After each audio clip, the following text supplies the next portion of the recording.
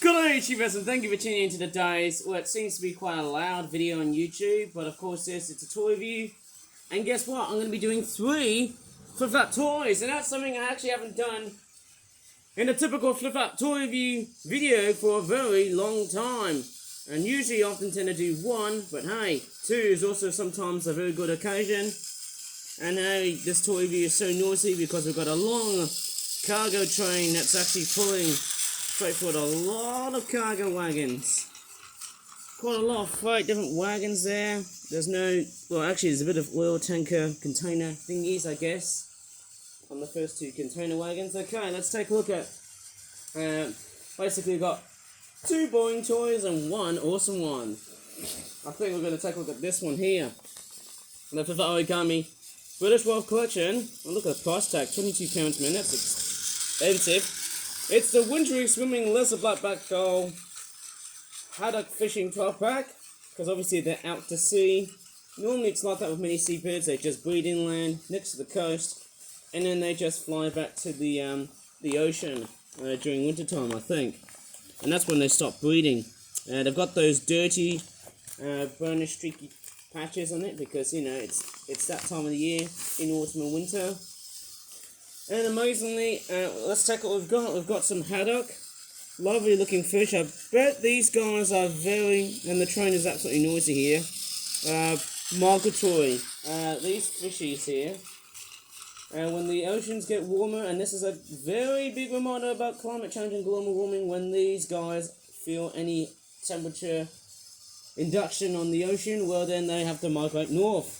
And that's why cod and haddock, as part of your fish and chips, might be getting expensive as a result of climate change and global warming and overfishing.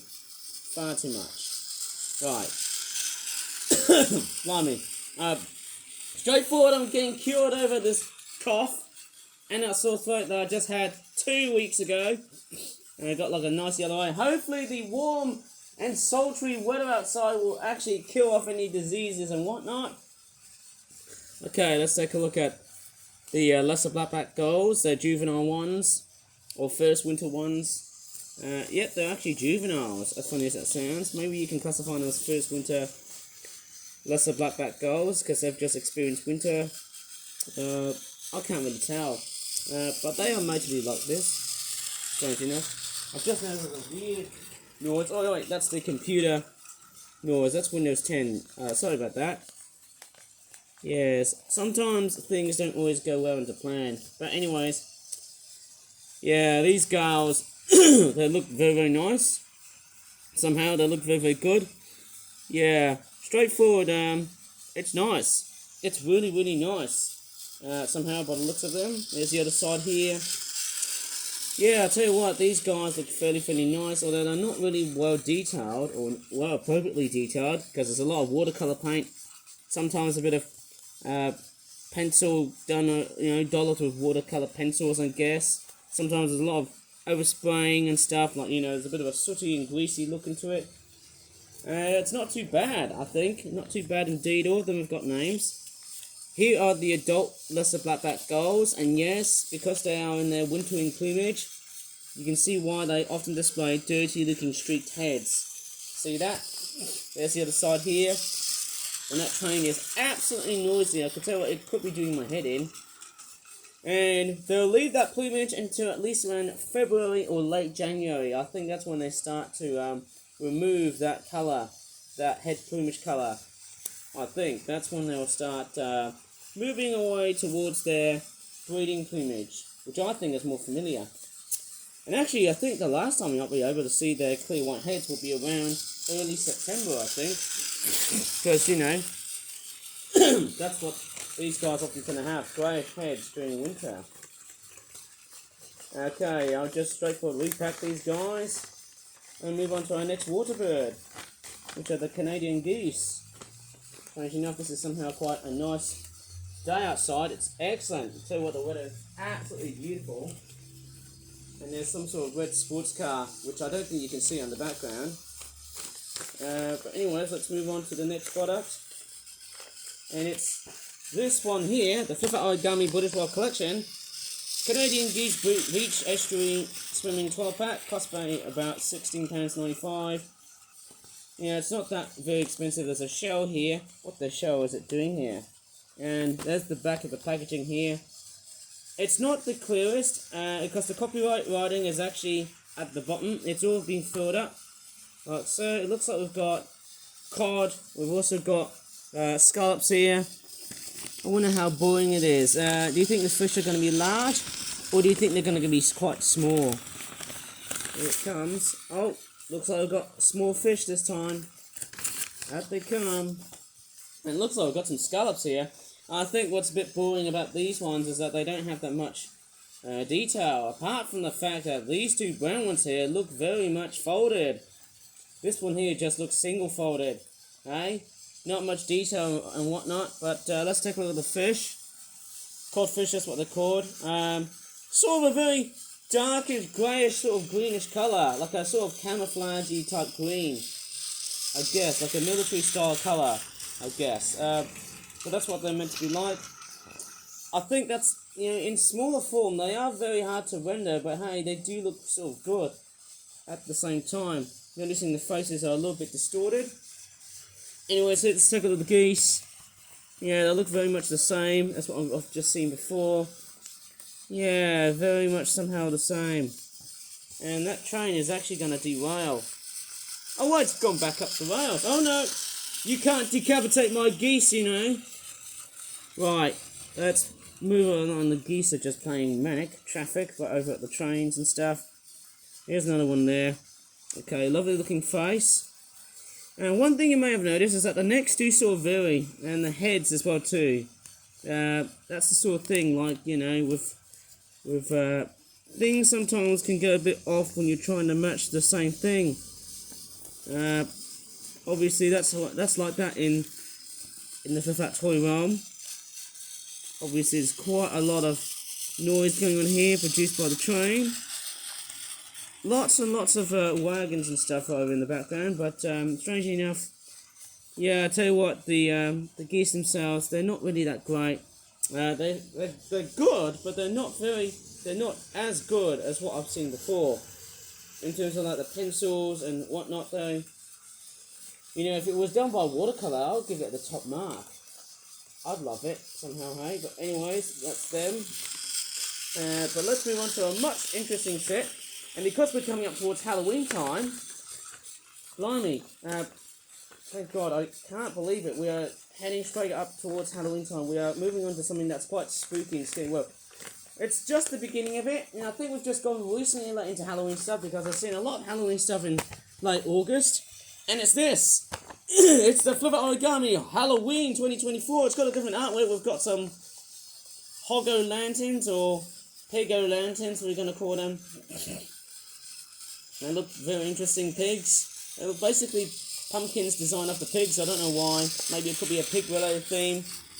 And it's got a cockatrice. That's what it's called, the zombie chicken cockatrice. And speaking of zombie chickens, it actually has zombie chickens in it. Hey, I could have said, it's got zombie chickens in it. But hey, because of my throat, I have to reduce the tone a bit. Halloween Wild Boar Feast 12-pack. £15.95 or £16. Oh yes! They certainly have got the zombie chickens right at the back. And they've got 7 wild pigs or boars in 4 colour variations. We've got 2 pumpkins, 1 chicken drumstick leg and 2 zombie chickens. That's actually very good. Let's take a look at what we've got in this amazing Halloween set. I feel like I want to try and, you know, make more of this stuff. But hey, I wonder how expensive will they get as the season is getting encroached, as time flies by. Okay. And here we go. They are all the products here, eh? Apart from this utter noise that I'm dealing with. Let's take a look at what we've got. Let's start off with the pigs first. Or wild boar. This one's got like a lightish brown colour. Nice. And this one here has got like a very nice looking, same sort of colour. But I don't know why they pose like that. Ain't pigs tend to be like hoofed mammals because they've got like hooves and not lie down like that. And we've got some black pigs.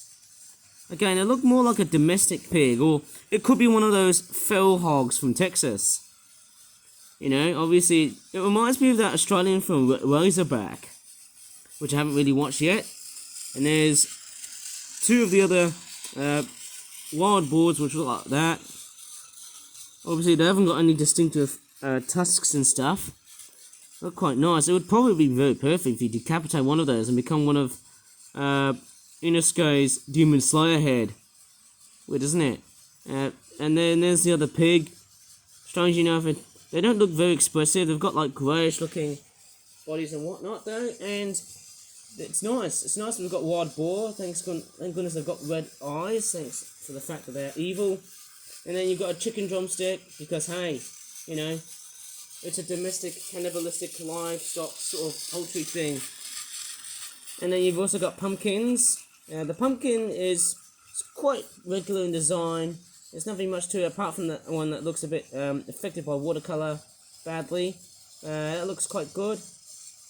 What's also very sad is that this one here looks like it's broken. Oh dear. Might have to try and make some very good make some very good folds in it. More elaborate folds. Yeah, I'm going to have to try and think of various ways to solve that thing. Anyways, apart from that, let's take a look at the zombie chickens. I think the only thing that would have made them a lot much more, yeah, obviously they look more like a regular chicken than a zombie chicken. I think if they were more evil, I think I would give them like red eyes. Or yellow eyes. Maybe that's what they would look like. I don't know why I actually gave them like detailings of eyes and whatnot, but hey, it's okay. And the train has stopped working. I think it's made contact with the bed duvet cover. Oops, I think I've just made a very nasty mess. And it is absolutely boiling hot outside. You can definitely tell. You can see the sunshine outside, but it's not as hot as summer. Yeah. So them piggies and them zombie chickens are actually quite nice, apart from the fact that the zombie chickens look more like regular chickens. I feel like I need to make more of these products, because somehow they are really much a flagship animal in the Halloween toy range. I somehow really need to do some more of these, because how you know, I haven't done zombie chickens for a long time and for ages. And thanks to the fact that Halloween's here, I shall make more of these. Very nice to have pigs as an additional creature of some sort in the Halloween toy range. Nice, isn't it? Very nice. Right, I think that's basically about it in this toy review. So, oh yeah, and I've also got a virtual chat meeting today. So, because I got to do some working from home type things. Anyways, if you really enjoyed this video, please give this video a like, subscribe for more Flip toy reviews in the future. And as always, thank you so much for watching. And I'm going to say next, don't you?